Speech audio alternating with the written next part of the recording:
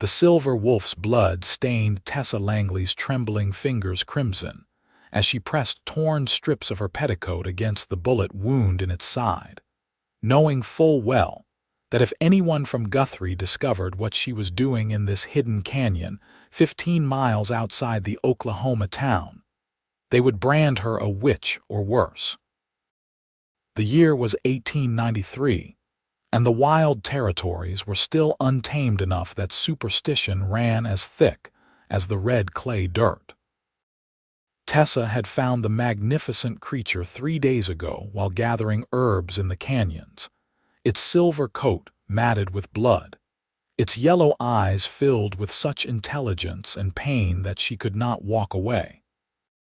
She had fashioned a shelter from pine branches and her spare blanket, creating a space where she could tend to the animal without being seen from the trails above.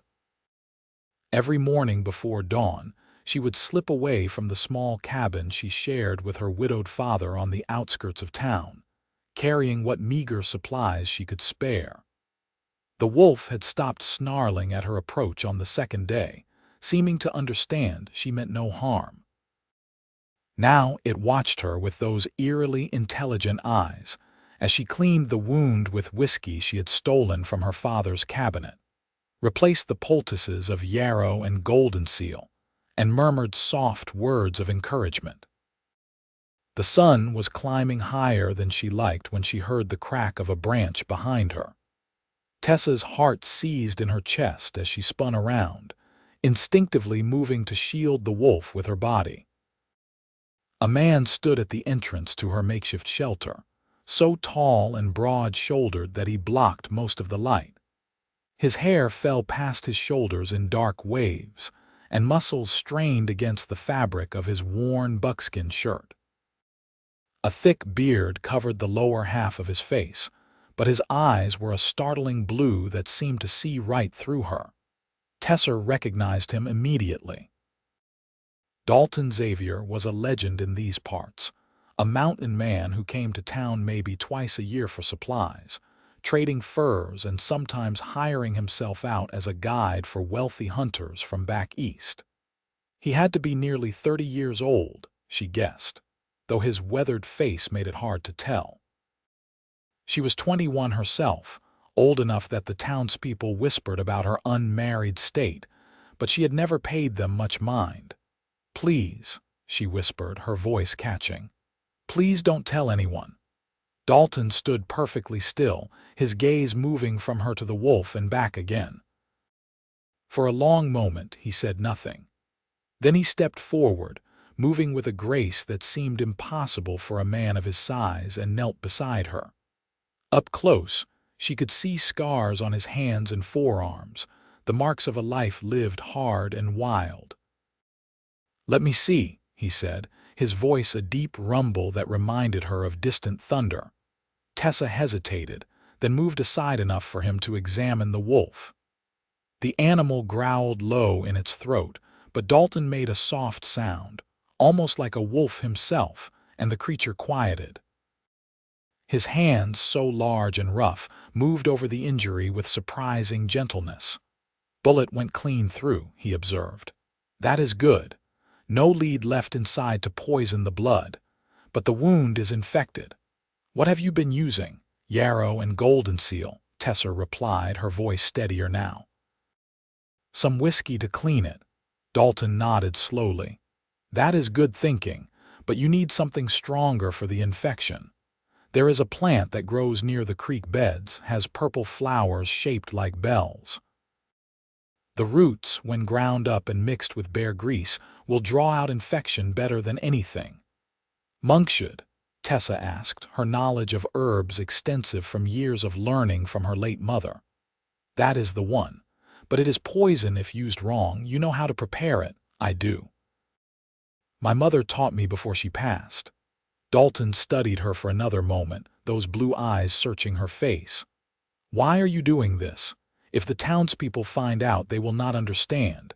They fear wolves. Last winter, a pack took down 3 calves belonging to the Hendersons. There has been talk of organized hunts." Tessa looked down at the wolf, at those intelligent yellow eyes that seemed so human in their expression. "I found him dying. I could not just walk away. Would you have?" A ghost of something that might have been a smile touched the corners of Dalton's mouth. "No, I would not have." He stood, his full height even more imposing in the confined space. "I will get the monkshood root. You stay with him. Keep him calm and keep the wound clean. I will be back before sunset." "Why would you help me?" Tessa asked, the question bursting from her before she could stop it. "You do not know me." Dalton paused at the entrance to the shelter. When he looked back at her, something in his expression made her breath catch. "Any woman brave enough to nurse a wounded wolf alone in the wilderness is worth helping. And besides, I know what it is like to be judged for things people do not understand." He disappeared into the forest before she could respond, moving as silently as a shadow despite his size. Tessa sat back on her heels, her heart racing for reasons that had nothing to do with fear of discovery.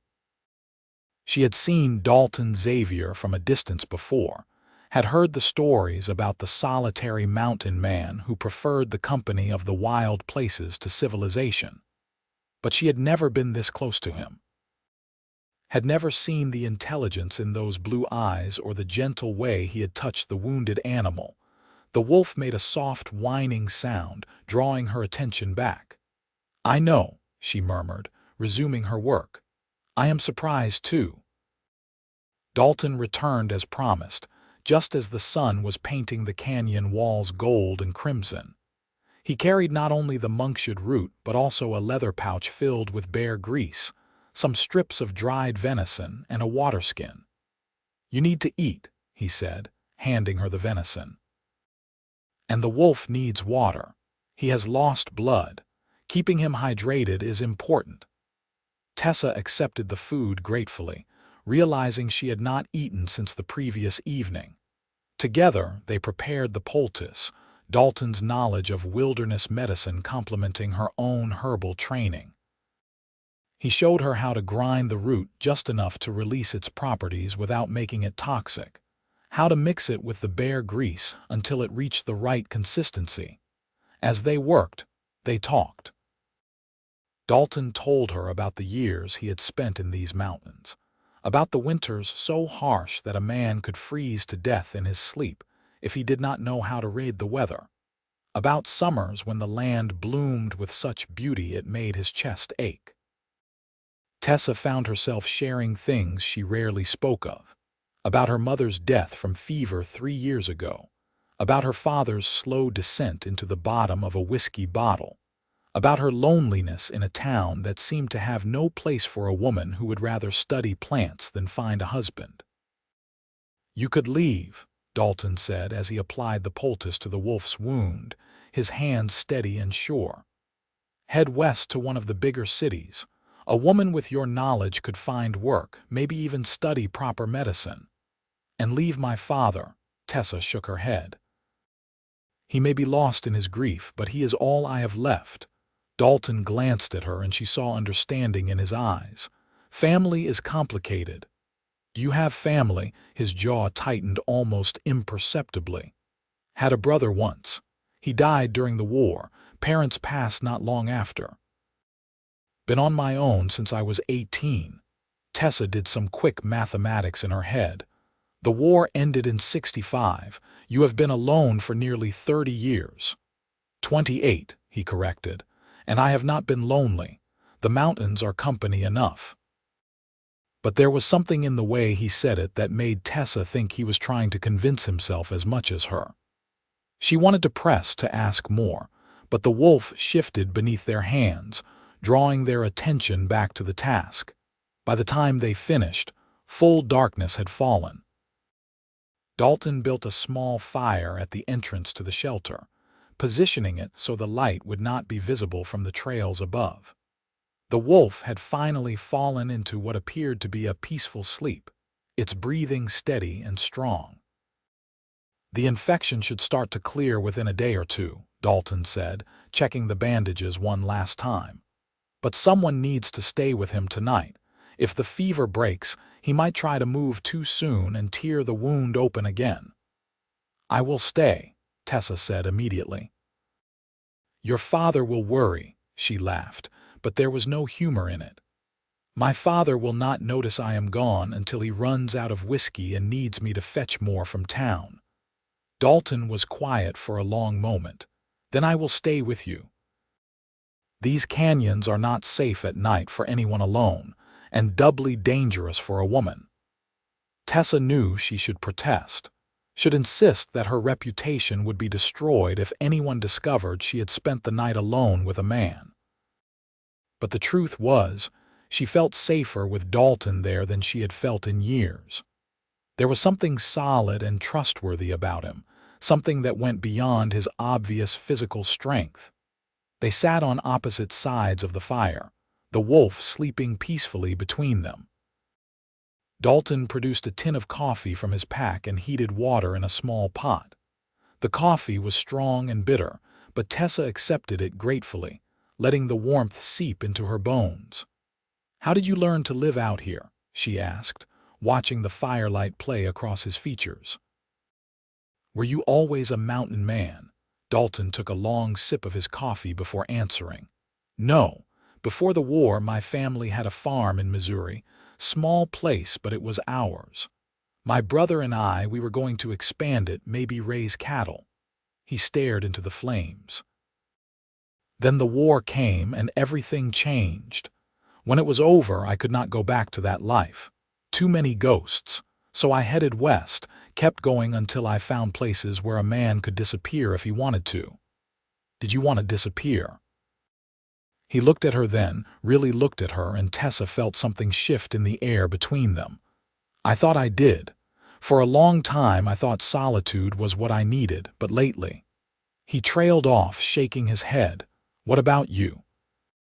What makes a proper young lady risk everything to save a wild animal?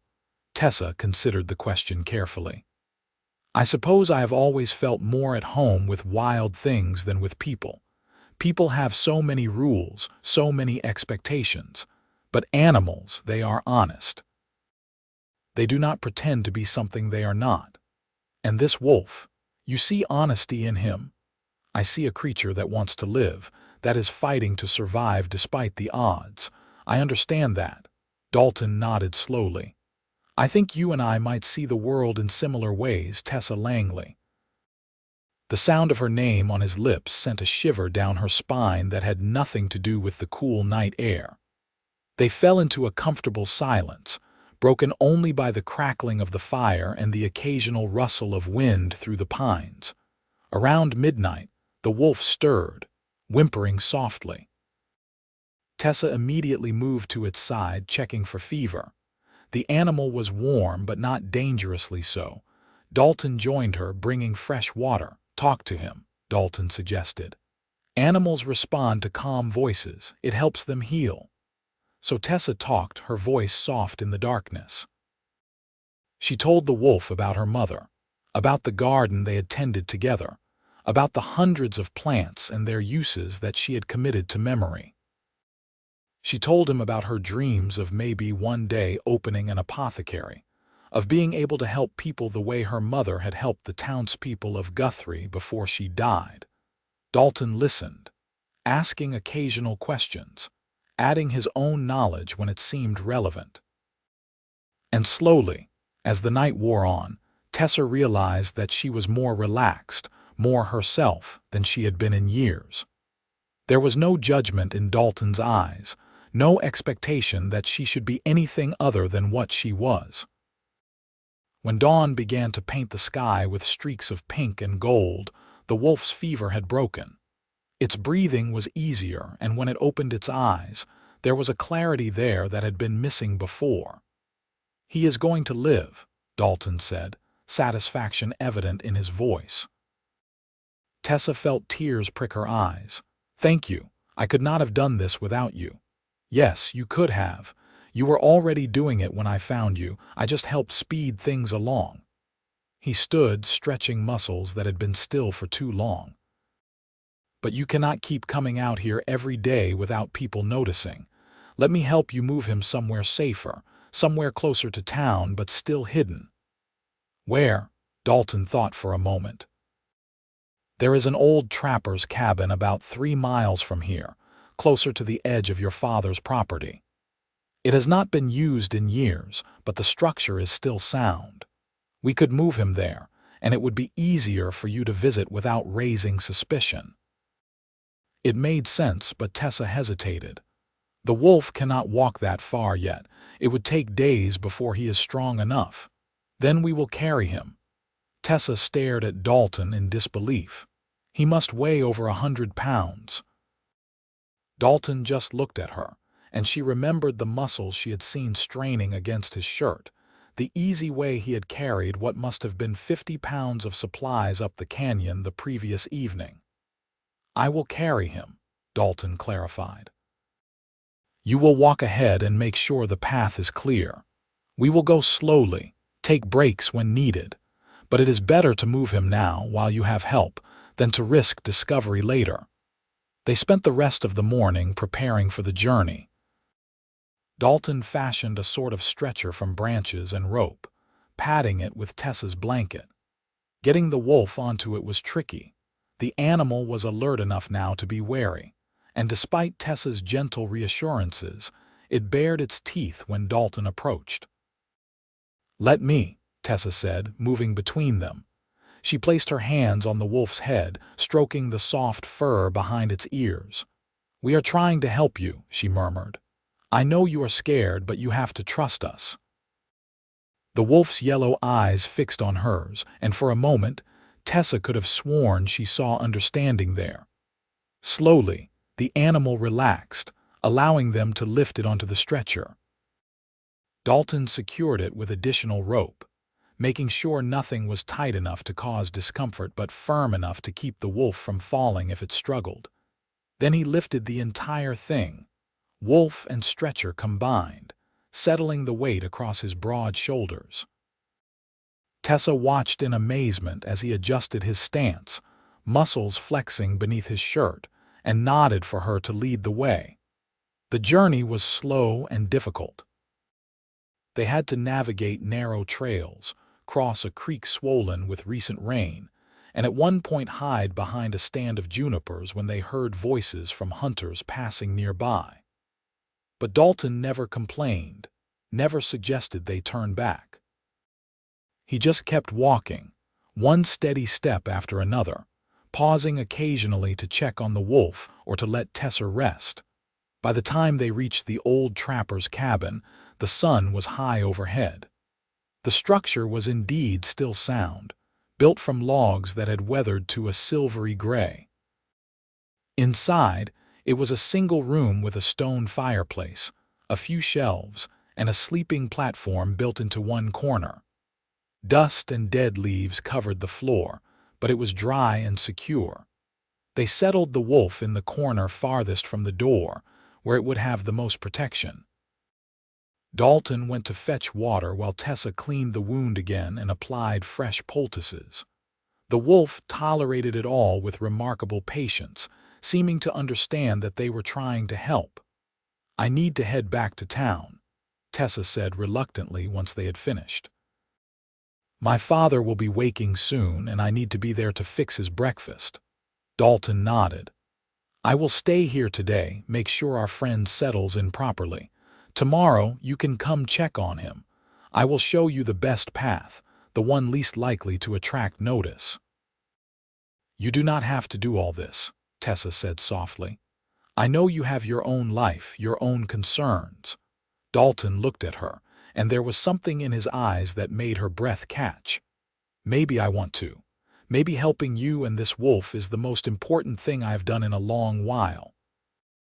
The walk back to town seemed shorter than it should have, perhaps because Tessa found herself wishing it could last longer.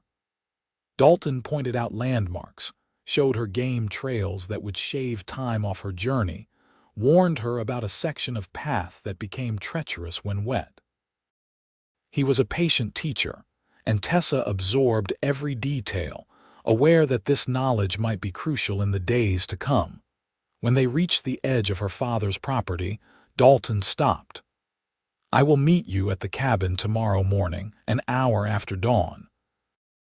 That will give you time to handle your morning duties without raising suspicion." "Will you be there all night?" Tessa asked, concerned. "I have spent more nights in the wilderness than I have under a roof. One more will not harm me." He hesitated, then added, "Besides, I want to make sure he is truly stable before I leave him alone." Tessa reached out before she could stop herself, placing her hand on Dalton's arm. Even through the fabric of his shirt, she could feel the solid strength of him.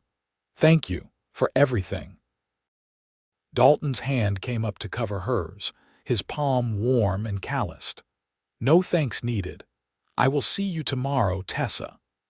The sound of her name, the warmth of his hand on hers, stayed with Tessa all through the long afternoon and evening. Her father barely noticed her return, already deep in his cups despite the early hour. She fixed him a simple dinner that he barely touched, cleaned the cabin, and tried not to think about Dalton alone in the abandoned trapper's shack with the wolf. But of course, she thought of little else. She lay awake most of the night, watching moonlight paint patterns on her bedroom wall, wondering what it would be like to have someone like Dalton in her life permanently. Someone strong and capable, yes, but also gentle and understanding. Someone who did not see her love of wild things as a flaw, but as something to be valued. She was up before dawn, moving quietly through the cabin so as not to wake her father. She packed a basket with supplies: clean bandages, the remaining poultice, some bread and cheese for Dalton, and a jar of the stew she had made the previous evening. Then she slipped out into the pre-dawn darkness, her heart racing with anticipation. The path to the cabin was easier to navigate now that she knew the landmarks. She arrived just as the sun was breaking over the horizon, painting the world in shades of gold and amber. Dalton was already awake, sitting on a log outside the cabin with a cup of coffee in his hands. "How is he?" Tessa asked, setting down her basket. "Better. The fever has not returned, and he drank water twice during the night, even ate a little of the venison I offered him." Dalton stood, taking the basket from her. "You brought food. I thought you might be hungry." Something warm flickered in Dalton's eyes. "I am. Thank you." They ate together outside the cabin, the morning air crisp and clean. The bread was fresh and the cheese was sharp, and Dalton ate with the focused appreciation of a man who often went hungry. Tessa found herself watching him, noting the way the early morning light caught in his hair, the strength in his hands as he broke the bread, the weariness around his eyes that spoke of a night with little sleep. "You should rest," she said. "I can watch over the wolf for a few hours." Dalton shook his head. "I am fine. Besides, I want to show you a few more things about his care before I leave." "Leave?" The word came out sharper than Tessa intended. "I have been away from my own place for 2 days now. I have traps that need checking, animals that need tending. But I will come back. In 3 days, maybe 4. By then, you should be comfortable handling his care on your own." Disappointment washed through Tessa, though she tried to hide it. Of course Dalton had to return to his own life. She had no claim on his time, no right to expect him to abandon his responsibilities to help her with a wounded animal. But Dalton must have seen something in her face, because he reached out and tilted her chin up with one gentle finger, forcing her to meet his eyes. "I will come back, Tessa. I promise." "I believe you," she whispered, and she did. They spent the rest of the morning working together. Dalton showed her how to check for signs of infection beyond just fever, how to tell if the wolf was getting proper nutrition just by looking at its coat and eyes, how to move around the animal without startling it. He was a patient teacher, and Tessa was a quick study, her natural affinity for healing combining with his wilderness knowledge to create an effective partnership. By midday, Dalton was satisfied that she could handle the wolf's care alone. He gathered his few belongings, checked the cabin one last time to make sure it was secure, and turned to face her. "You will be careful?" he asked, his blue eyes serious. "If anyone asks where you are going, you have a story prepared." "I am gathering herbs," Tessa replied. "It is what I always say, and it is not entirely a lie. I have been gathering herbs along the way." "Good." Dalton hesitated, looking like he wanted to say something more. Finally, he stepped forward and pulled her into a brief embrace. Tessa barely had time to register the solid warmth of him, the scent of pine and leather and something uniquely Dalton, before he released her. "4 days," he said. "I will be back in 4 days." Then he was gone, disappearing into the forest with the same silent grace he had shown from the beginning. Tessa stood outside the cabin for a long time, her hand pressed against her chest where she could still feel the echo of his heartbeat. The next 4 days passed in a strange sort of limbo. Tessa fell into a routine: morning chores for her father, a trip to the cabin with fresh supplies, hours spent tending to the wolf and studying the plants that grew nearby, then back home before dark to fix dinner and make sure her father had not drunk himself into a stupor. The wolf improved steadily under her care. By the 3rd day, it was standing on its own, though it still favored the injured side. By the 4th, it had begun to pace the confines of the cabin, clearly restless but not yet strong enough for release into the wild. Tessa found herself talking to the animal constantly, sharing thoughts and feelings she had never spoken aloud to another person. She told the wolf about her mother, about the loneliness that had become her constant companion, about her fear that she would spend the rest of her life trapped in a small town with a father who barely acknowledged her existence, and she talked about Dalton, about the way his presence made her feel safe and seen, about the gentleness in his hands despite their obvious strength, about the way her heart had skipped when he promised to return.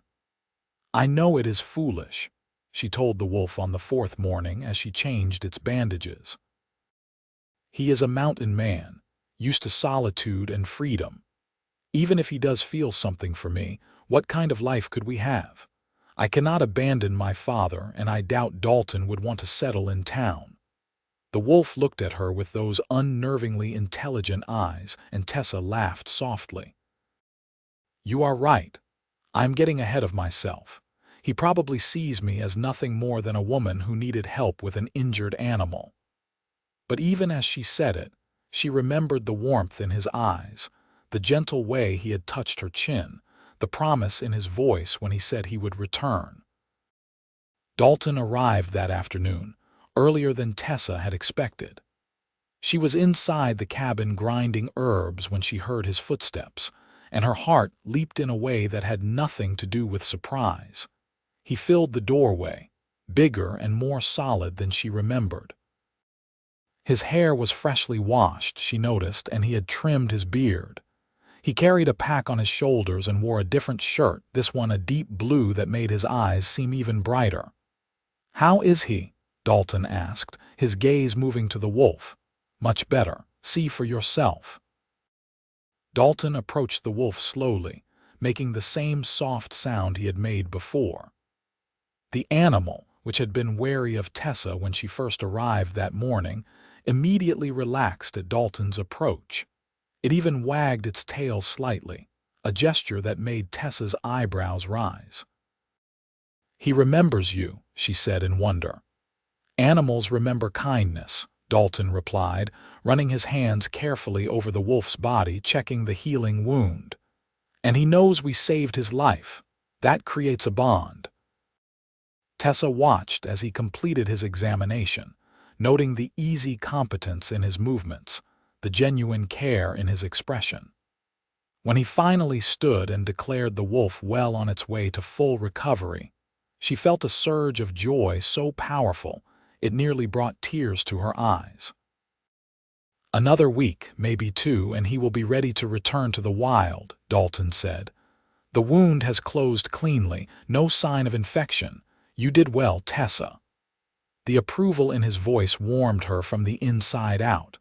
We did well, she corrected. I could not have managed this without your help. Dalton smiled, a rare, full smile that transformed his face. Then we make a good team.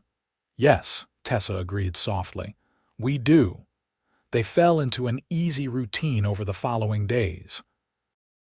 Dalton would arrive at the cabin each morning, and together they would care for the wolf, check its progress, and ensure it was building back the strength it needed.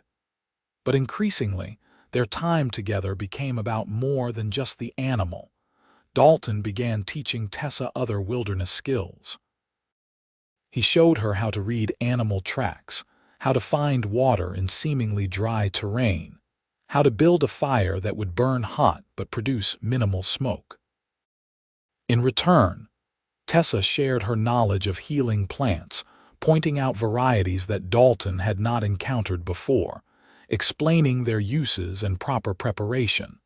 They talked about everything and nothing. Dalton told her stories of his years in the mountains, of encounters with bears and mountain lions, of winters so harsh that survival felt like a daily victory. Tessa shared memories of her childhood, of her mother's wisdom and her father's slow descent into grief-fueled alcoholism. "Why do you stay?" Dalton asked one afternoon as they sat outside the cabin, watching the wolf sleep in a patch of sunlight. "You are clearly intelligent, capable. You could make a life somewhere else." Tessa was quiet for a long moment. "Because he is my father.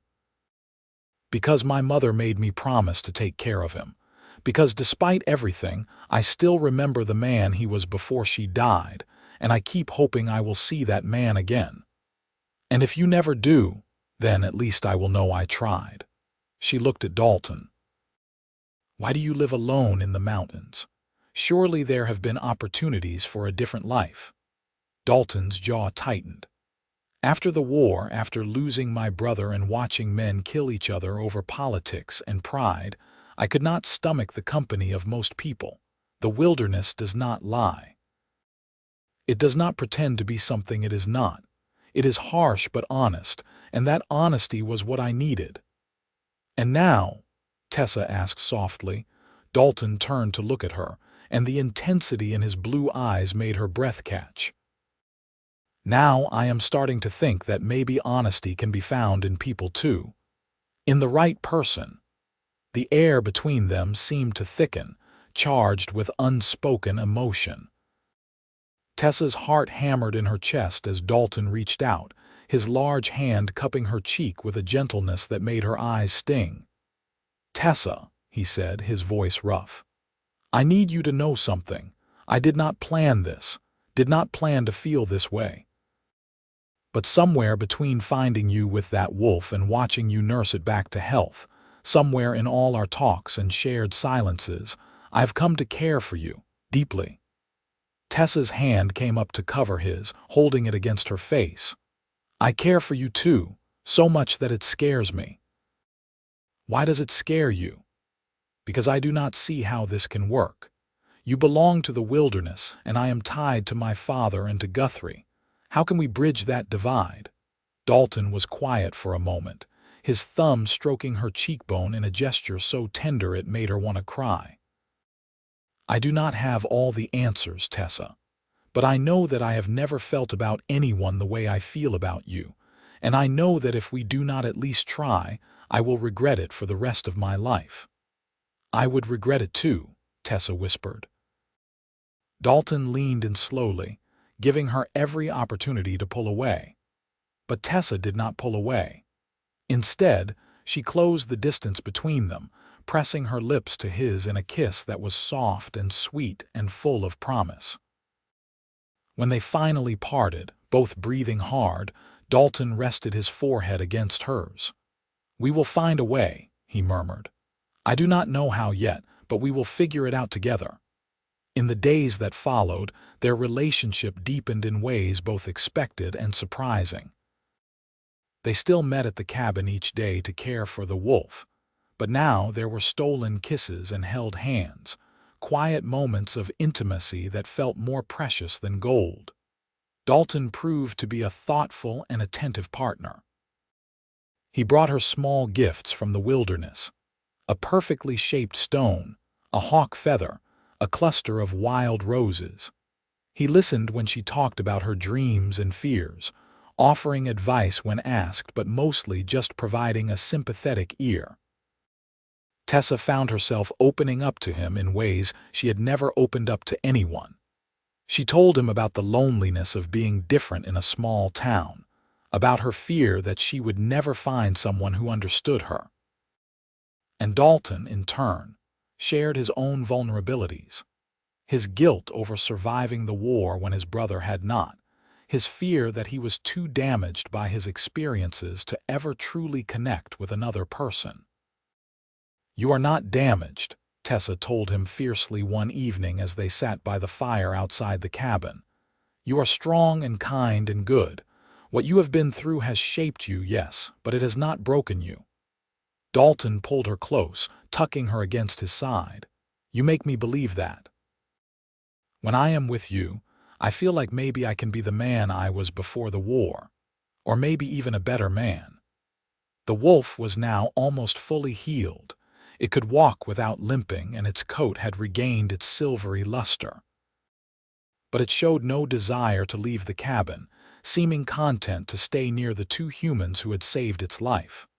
"We will need to release him soon," Dalton said one morning as they watched the wolf prowl the perimeter of the clearing around the cabin. "He is wild, not meant to be kept like a pet.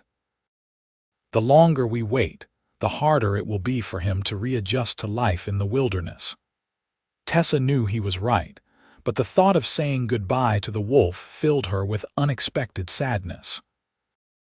The animal had been the catalyst that brought Dalton into her life, and some part of her feared that once it was gone, Dalton might disappear too. As if reading her thoughts, Dalton pulled her into his arms. "I am not going anywhere, Tessa. Wolf or no wolf, I plan to be part of your life for as long as you will have me." "Always," Tessa whispered against his chest. "I want you in my life always." They chose the following evening for the wolf's release. Dalton had scouted the area and found a valley rich with game, far enough from town that the wolf would be safe from hunters, but close enough to its natural territory that it could find its way home. Together, they walked with the wolf through the forest, Dalton leading the way and Tessa following close behind. The animal seemed to sense what was happening, its steps eager as they moved deeper into the wilderness. When they reached the valley, the sun was just beginning to set, painting the sky in brilliant shades of orange and pink. Dalton knelt beside the wolf one last time, running his hands through its silver fur. "You are free now," he said quietly. "Hunt well, live long. And remember that you have friends in this world." The wolf looked at him, then at Tessa, with those intelligent yellow eyes. Then it did something that made both of them catch their breath. It approached Tessa and pressed its head against her hand, a gesture of affection and gratitude. Tessa felt tears streaming down her face as she stroked the wolf's head. "Be safe," she whispered, "and thank you for bringing him to me." Then the wolf turned and loped away into the gathering darkness, its silver coat catching the last rays of sunlight before it disappeared into the trees. Tessa stood there for a long moment, watching the place where the wolf had vanished, feeling the bittersweet ache of a goodbye well done. Then Dalton's arm came around her shoulders, pulling her close. "He will be fine," Dalton murmured into her hair. "He is strong and smart, and we gave him the chance to heal. That is all we could do." "I know," Tessa said, leaning into his strength. "I am just going to miss him. Me too." They stood together as night fell around them, two people who had found each other in the most unexpected way, bound together by compassion and a shared respect for the wild things of the world. On the walk back, Dalton was quieter than usual. Tessa could sense something weighing on his mind, but she did not press him, knowing he would share when he was ready. They were almost back to the cabin when he finally spoke. "I have been thinking about what you said. About your father and your duty to him and how you cannot imagine leaving Guthrie." "Yes." Tessa's heart began to beat faster. "What if you did not have to leave? What if I came to you instead?" Tessa stopped walking, turning to face him in the moonlight. "What do you mean?" Dalton took her hands in his expression serious. "I mean that I could build us a cabin on your father's land, or nearby if he would not approve. Close enough that you could still care for him, but far enough that we could have our own life. I could hunt and trap, maybe even take on guiding work more regularly. It would be different from the life I have now, but I think I am ready for different. For you, I am ready." Tessa felt like she could not breathe. "You would do that? Give up your solitary life in the mountains?" "I am not giving anything up, Tessa. I am gaining everything. You are worth more to me than solitude ever was." He pulled her closer. "I love you. I did not plan to, did not think I was capable of it anymore, but I do. I love your courage and your kindness, your knowledge and your compassion. I love the way you see the world and the way you make me want to be a better man. And if building a cabin near Guthrie means I get to wake up beside you every morning, then that is exactly what I will do." Tessa was crying now, happy tears that blurred her vision. "I love you too, Dalton. I think I have loved you since the moment you knelt beside me and the wolf, and offered to help instead of condemning me for being strange." Dalton kissed her then, deep and passionate, a kiss that held promises of all the tomorrows they would share. When they finally broke apart, both breathless, he rested his forehead against hers. "Is that a yes, then? You will let me court you proper with an eye toward marriage?" "Yes," Tessa said, laughing through her tears. "Yes, 1,000 times yes." The next few weeks were a whirlwind of planning and preparation. Dalton approached Tessa's father, speaking to him man to man about his intentions toward his daughter. Her father, sober for once, and perhaps seeing in Dalton the kind of strength and steadiness he had lost in himself, gave his blessing. Together, Tessa and Dalton chose a spot for their cabin, a beautiful clearing near a creek that marked the edge of her father's property. It was close enough that Tessa could check on her father daily, but far enough to provide the privacy and independence they craved. Dalton proved to be a skilled builder. He felled trees with an axe, his muscles straining as he worked shirtless in the summer heat, and Tessa would bring him water and watch in admiration as their home slowly took shape. He built it large enough for a family, he told her with a meaningful look that made her blush, with a proper stone fireplace and windows that would let in plenty of light. The townspeople of Guthrie were initially skeptical of Dalton, this rough mountain man who had appeared seemingly from nowhere to court their local spinster. But Dalton won them over slowly, proving himself to be honest and hardworking. He took on jobs guiding hunters and traders, and his reputation for being reliable and knowledgeable spread quickly. In the evenings, after working on the cabin, Dalton would walk Tessa home, and they would sit on her father's porch talking until the stars came out. He told her about his plans for their future, about the garden he wanted to plant, and the horses he hoped to raise. She shared her dream of creating an apothecary, of using her knowledge to help the people of Guthrie the way her mother had. "We will make it happen," Dalton promised her. "All of it." Together. 3 months after they released the wolf, the cabin was finished. It was beautiful and sturdy, a true home built with love and care. Dalton had carved their initials above the door, along with the image of a wolf, a tribute to the animal that had brought them together. They were married on a crisp October morning in 1893, with half of Guthrie in attendance. Tessa wore her mother's wedding dress, altered to fit her frame, and carried a bouquet of wildflowers that Dalton had gathered himself.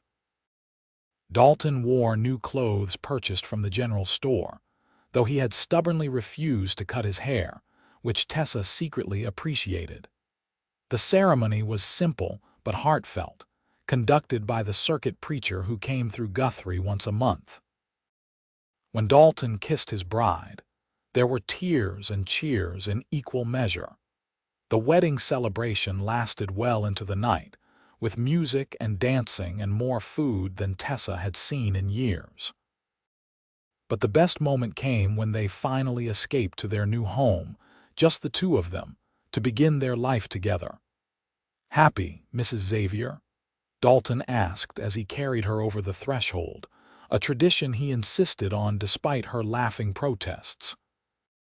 "Happier than I ever imagined possible," Tessa replied, wrapping her arms around his neck. Their first year of marriage was one of adjustment and discovery. Tessa learned the rhythms of life with a husband who was up before dawn and often came home exhausted from long days of work. Dalton learned to live with another person after decades of solitude, to share his space and his thoughts and his heart. But despite the challenges, they were blissfully happy. Their cabin became a place of warmth and laughter, filled with the scent of Tessa's cooking and the herbs she dried from the rafters. Dalton built her a workshop where she could prepare her medicines and remedies, and word slowly spread that Mrs. Xavier had inherited her mother's gift for healing. Tessa's father, perhaps shamed by his daughter's happiness and her husband's steady example, began to drink less. He even started helping around his own property again, reclaiming some of the man he had been before grief consumed him. Dalton never judged him, but he also never coddled him, and the older man seemed to respond to that firm kindness. One evening in the spring of 1894, nearly a year after they had released the wolf, Tessa and Dalton were sitting on their porch watching the sunset when they heard a familiar sound, a wolf's howl, clear and close. They looked at each other in wonder, then stood and walked toward the sound. There, at the edge of the clearing, stood their silver wolf. But he was not alone. Beside him stood a smaller female wolf with a reddish coat, and playing around their feet were 3 pups, tumbling over each other in the grass. The silver wolf looked at them with those intelligent yellow eyes, and Tessa could have sworn she saw recognition there. Then he howled again, a sound that seemed to say thank you and goodbye and we are both happy now. "He remembered," Tessa whispered, gripping Dalton's hand. "He came to show us his family," Dalton said, his voice thick with emotion. "To let us know he is well." They stood together, watching the wolf family for several minutes. Then the silver wolf turned and led his mate and pups into the forest, disappearing into the gathering darkness. "Do you think we will see him again?" Tessa asked. "Maybe. Or maybe this was his way of saying he has his own life now, just as we have ours." Dalton pulled her close. "Either way, we will always have the memory, and we will always have the life we built because of him." That summer, Tessa discovered she was expecting their first child. The news filled both of them with joy and a healthy dose of fear. Dalton became even more protective than usual, insisting that she not overwork herself, bringing her anything she might crave, and reading every book on childbirth he could get his hands on. Tessa's father was overjoyed at the prospect of becoming a grandfather. He helped Dalton build a cradle from oak wood, carving animals into the headboard with shaking but determined hands. It was the most engaged Tessa had seen him since her mother's death. Their son was born on a snowy December morning in 1894, healthy and strong with his father's blue eyes and his mother's dark hair. They named him Daniel, after Dalton's brother who had died in the war, and Thomas, after Tessa's father. Dalton wept when he held his son for the first time, this big, strong mountain man reduced to tears by the tiny life cradled in his arms. "I will be a good father to him," he promised Tessa. "I will teach him to be strong but kind, brave but compassionate. I will make sure he knows how much he is loved.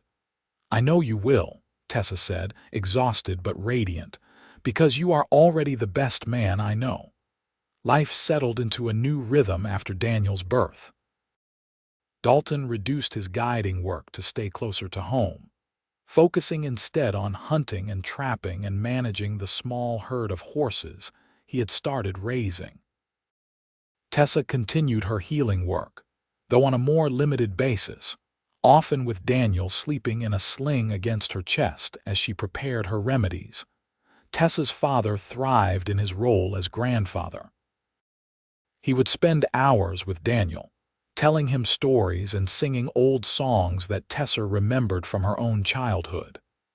The time he spent focused on his grandson was time he did not spend drinking, and slowly, painfully, he began to reclaim his life. When Daniel was 2 years old, Tessa became pregnant again. This time, the pregnancy was harder and there were moments when she worried. But Dalton was there through all of it, holding her when she was sick, rubbing her aching back and reassuring her that everything would be fine. Their daughter arrived in the spring of 1897, perfect and healthy with a surprising head of red gold hair that neither of them could account for. They named her Lily Margaret after Tessa's mother. With 2 children, their cabin felt full in the best possible way. Daniel proved to be a gentle big brother, always wanting to help with the baby. Dalton was an involved father, strapping Daniel to his back when he went to check his traps, teaching the boy about the wilderness from the earliest age. Years passed in a blur of birthdays and holidays, of watching their children grow and their love deepen. Tessa's apothecary business flourished, and Dalton's reputation as an honest and skilled guide brought steady income. They were not wealthy by any means, but they had more than enough, and what they had they shared generously with those in need. Tessa's father passed away peacefully in his sleep in the winter of 1899, with Tessa holding his hand and Dalton standing supportive guard nearby. He had been sober for the last 3 years of his life, and he died having made peace with his daughter and himself. At his funeral, many people spoke of how he had been a changed man in his final years, and they attributed it to the love of his daughter and son-in-law, and the joy his grandchildren had brought him. Through it all, Tessa and Dalton's love continued to grow. They still found time for each other, stealing moments alone when the children were asleep, going for walks in the forest where they had first fallen in love, sharing their hopes and dreams for the future. On their 10th wedding anniversary, Dalton surprised Tessa by taking her back to the valley where they had released the silver wolf. They had not been there in years, their lives too full of children and responsibilities for such journeys. As they stood in the same spot where they had said goodbye to the wolf, Dalton took her hand. "Do you ever regret it?" he asked. "Marrying a rough mountain man instead of someone more refined, someone who could have given you an easier life?" Tessa looked at him in surprise. "Easier?" "Dalton, you gave me the best life. You gave me love and partnership, adventure and security. You gave me children and a home and a purpose. What could be better than that?" "I just want to make sure you are happy," Dalton said softly. "That has always been my greatest concern." "I am happy," Tessa assured him, reaching up to cup his bearded face. "I am so happy that sometimes I cannot believe this is my life. You are the best thing that ever happened to me, Dalton Xavier. You and our children and this beautiful life we have built together." Dalton kissed her then, deep and passionate, and Tessa felt the same flutter in her stomach that she had felt all those years ago when he first told her he loved her. When they finally broke apart, Tessa laughed. "Though I will admit, I am grateful that the wolf brought you to me. I should probably thank him somehow." As if in answer to her words, they heard it, a familiar howl, distant but clear. They looked at each other in wonder, then scanned the ridge above the valley. There, Silhouetted against the sky stood a silver wolf. Older now, his muzzle touched with gray, but unmistakably their wolf. He stood there for a long moment, looking down at them. Then he raised his head and howled again, a sound that seemed to echo through Tessa's very bones. And then he was gone, disappeared into the wilderness like a ghost. "He is still out there," Tessa breathed. "After all these years, he is still out there. And he is still checking on us," Dalton added, pulling her close, "making sure we are as happy as he helped make us." They stood together in the valley, wrapped in each other's arms, grateful for the strange twist of fate that had brought them together and the love that had grown from such humble beginnings. Daniel grew into a strong, thoughtful young man who shared his father's love of the wilderness and his mother's compassion for all living things. Lily proved to be bright and curious, with a natural talent for healing that delighted Tessa. In time, 2 more children joined their family, a son named James in 1900 and another daughter, Sarah, in 1903. Their cabin expanded to accommodate their growing family, with Dalton adding rooms and improvements over the years. It became a gathering place for the community, with Tessa's apothecary drawing people from miles around and Dalton's honest dealings, earning him the respect of everyone who knew him. In the summer of 1908, when Daniel was 13 and beginning to show signs of the man he would become, they saw the silver wolf one last time. The whole family was out on a picnic by the creek when Daniel spotted it on the far bank. The wolf was old now, his movements slower than they had been, his silver coat more gray than silver. But his yellow eyes still held that same intelligence, that same recognition. The family stood quietly, watching as the old wolf drank from the creek.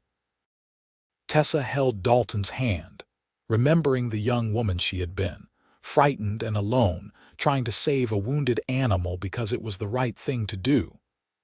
Remembering the mountain man who had found her and, instead of judging her, had helped her and then stolen her heart. The wolf finished drinking and looked directly at them. For a moment, time seemed to stop.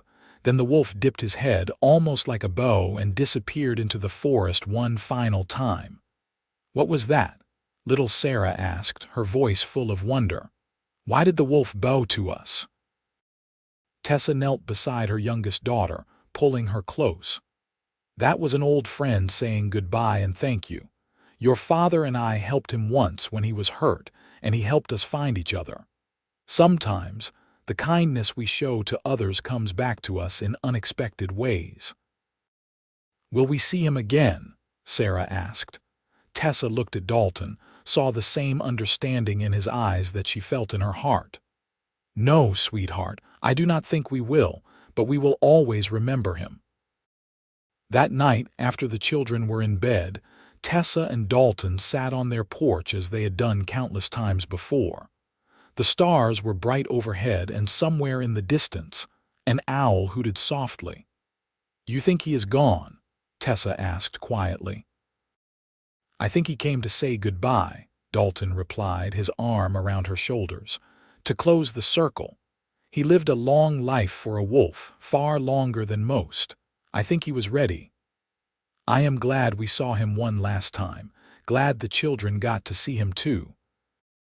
"They will tell their children about him someday," Dalton said. "About the silver wolf that brought their grandparents together. It will become a family legend." Tessa smiled at that thought. "I like that. I like the idea of our love story being passed down through generations." "It is a story worth telling," Dalton agreed. "A mountain man, a brave woman, and a wounded wolf. Not how I imagined my life would turn out, but better than anything I could have dreamed." "Better than anything I could have dreamed too," Tessa said, tilting her face up for a kiss. Years continued to pass, marked by the changing seasons and the milestones of their growing family. Daniel eventually married a schoolteacher from Guthrie, a smart and kind woman who won over the whole family. They built a cabin near Dalton and Tessa's, choosing to stay close to the land and the family they loved. Lily, following in her mother's footsteps, became renowned for her healing knowledge. She traveled to St. Louis for formal medical training, one of the few women to do so, and returned to Guthrie to establish a proper clinic. She never married, declaring that her work was her passion, and Tessa and Dalton supported her choice fully. James became a horse trainer of some renown, working with wild mustangs and teaching them to trust humans. He had his father's patient way with animals and his mother's gentle heart. Sarah, the youngest, proved to be a talented artist, capturing the beauty of the Oklahoma wilderness in paintings that eventually sold in galleries back east.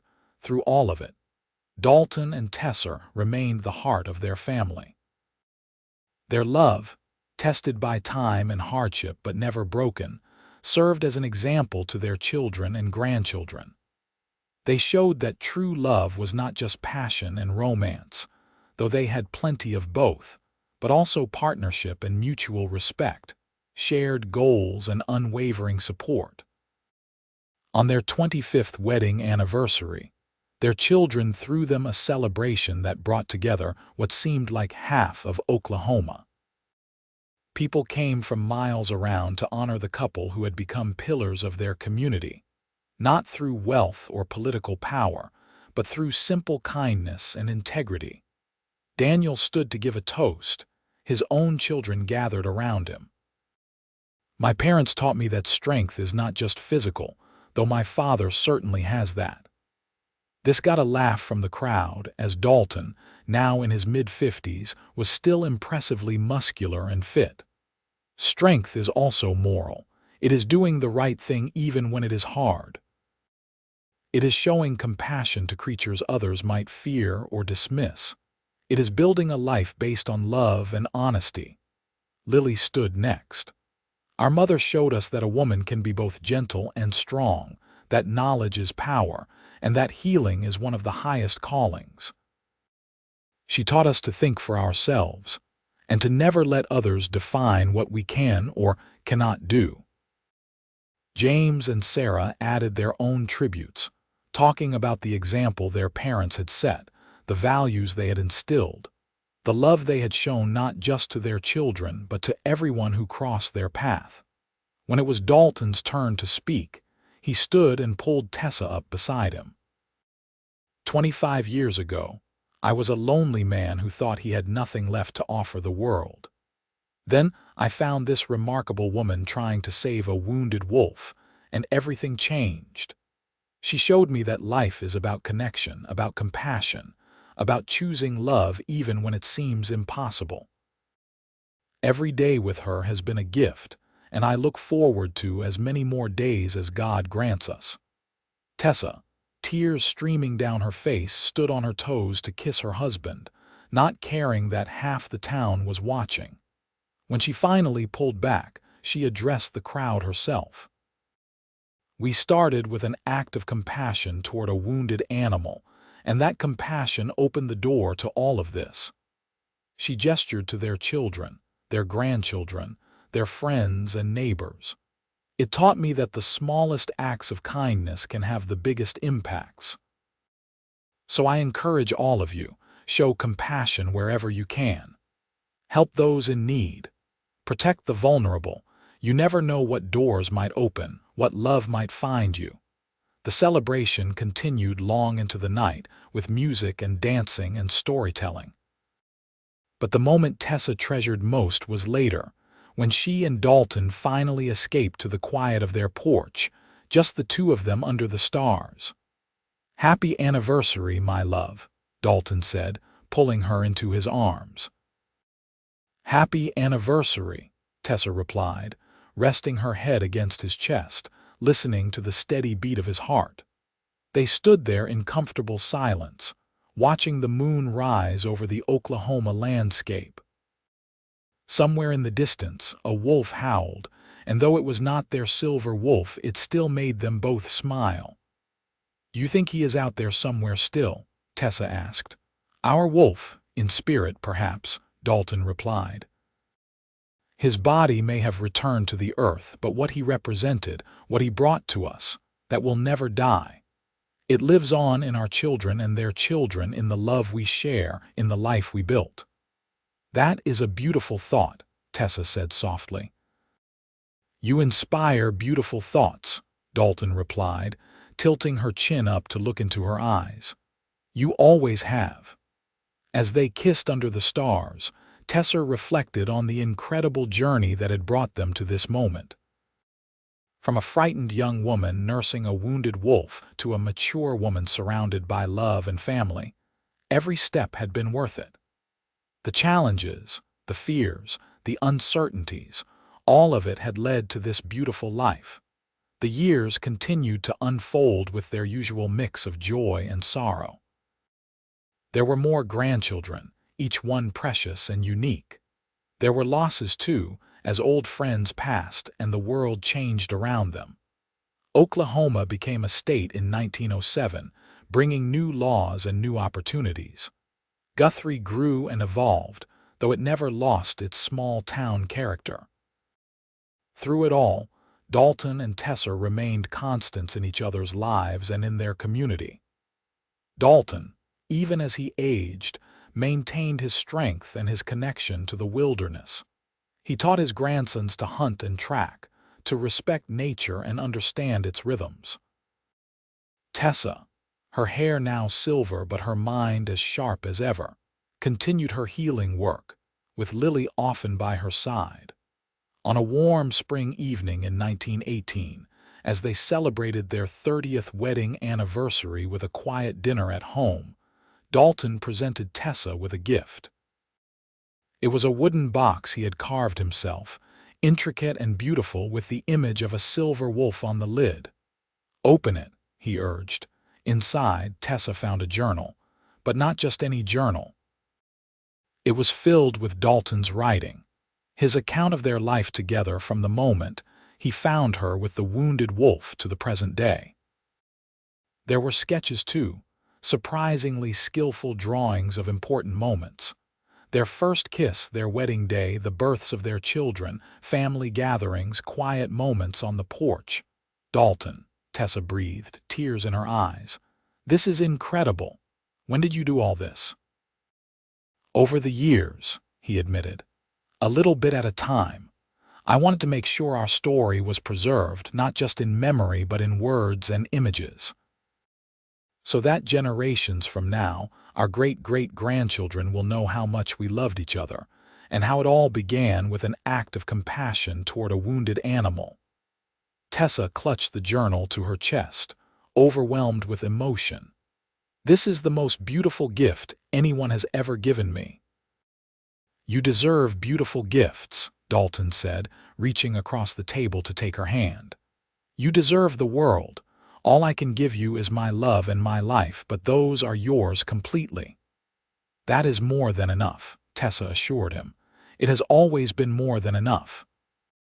As the sun set on their 30th anniversary, painting the sky in shades of gold and crimson, Tessa and Dalton sat on their porch, wrapped in each other's arms. Around them, the sounds of the wilderness they both loved created a symphony. Birds calling their evening songs, the rustle of wind through the trees, the distant burble of the creek. "No regrets?" Dalton asked, as he had asked so many times over the years. "Not a single one," Tessa replied, as she always did. "You? Only that I did not find you sooner. Think of all the years we could have had together." "We have had the years we were meant to have," Tessa said wisely, "and we still have more ahead of us. That is what matters." Dalton kissed the top of her head. "I love you, Tessa Xavier. I have loved you from the moment I saw you protecting that wolf with your own body. I will love you until my last breath and beyond. And I love you, Dalton Xavier, my mountain man, my protector, my partner, my heart." They continued their life together for many more years, growing old gracefully, surrounded by the love of their family and the respect of their community. They saw the world change in ways they never could have imagined. Automobiles replacing horses, electricity coming to even small towns like Guthrie, new inventions and technologies that seemed almost magical. But through all the changes, some things remained constant.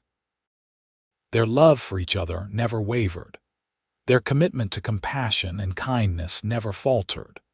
And they never forgot the silver wolf that had brought them together, the wild creature whose need for healing had opened the door to their own healing and happiness. When Dalton passed away peacefully in his sleep at the age of 76, with Tessa holding his hand, the entire community mourned. He had been a fixture in their lives, a man who represented the best of the old ways, honorable, hardworking, devoted to family and land. His funeral was attended by hundreds, including people who had traveled from across the state to pay their respects. Tessa, heartbroken but strong, spoke at the service. "My husband was a mountain man who chose to come down from his mountains for love. He gave up solitude for partnership, isolation for family, and he never once regretted it. He taught our children and grandchildren what it means to be strong yet gentle, independent yet committed, wild yet devoted. He was the best man I ever knew, and I am grateful for every single day we had together." After Dalton's death, Tessa lived another 5 years, cared for lovingly by her children and grandchildren. She continued her healing work almost until the end, finding purpose and meaning in helping others. She would often sit on the porch of the cabin Dalton had built, looking out at the wilderness they had both loved, and talk to him as if he were still there. "I will be with you soon," she would say to the wind, to the trees, to the spirit she believed still lingered near. "Wait for me just a little longer." On a crisp autumn morning, surrounded by 3 generations of the family she and Dalton had created, Tessa Langley Xavier closed her eyes for the last time. Her last words were, "I see him. I see my mountain man, and the wolf is with him." At her funeral, which was even larger than Dalton's, Lily spoke on behalf of the family. "Our parents showed us that love is the greatest force in the world, love for each other, love for family, love for all living creatures. They taught us to be brave and kind, to protect the vulnerable, to live with integrity. Their love story began with a wounded wolf and became a legend that will live on through all of us." In the years that followed, the story of Dalton and Tessa became part of Oklahoma folklore. Parents told their children about the mountain man and the brave woman who nursed a wounded wolf, about how compassion had brought them together, and how their love had transformed a community. The cabin Dalton built still stood, maintained by their descendants, a monument to their love and their values.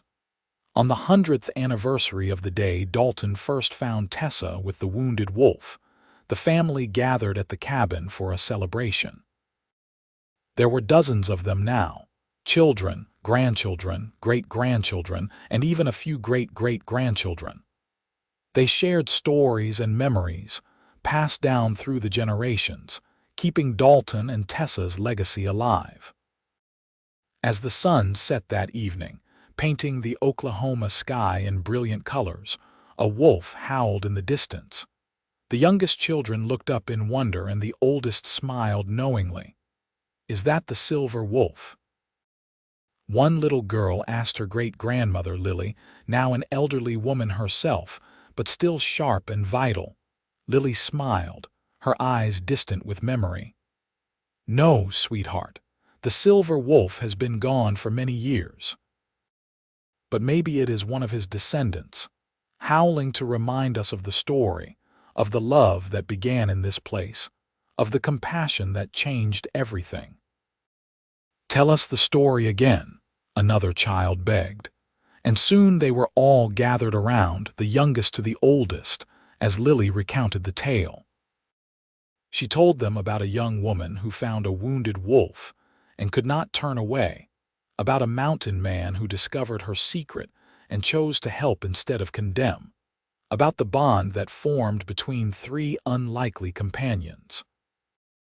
She told them about compassion and courage, about love that overcame all obstacles, about a life built on shared values and mutual respect.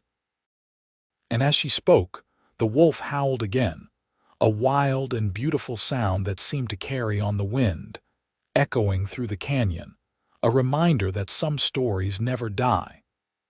They live on in the hearts of those who hear them, in the actions they inspire, in the love they celebrate. The story of Dalton Xavier and Tessa Langley, the mountain man and the woman who saved a wolf, had become more than just a family legend. It had become a testament to the power of compassion, the strength of love, and the beautiful things that can happen when we choose kindness over fear, connection over isolation, and love over everything else. And somewhere, in whatever place such spirits go, a mountain man with long dark hair and blue eyes stood beside a woman with silver hair and a gentle smile, watching over the family they had created.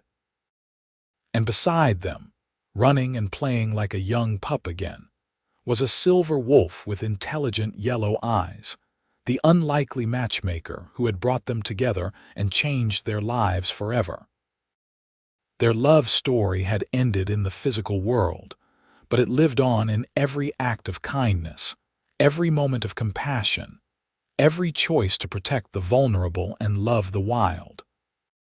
It lived on in the hearts of their descendants and in the very land itself, a permanent part of the Oklahoma wilderness where it had all begun. And as the last light faded from the sky and the family headed inside the cabin, the old walls seemed to echo with memories.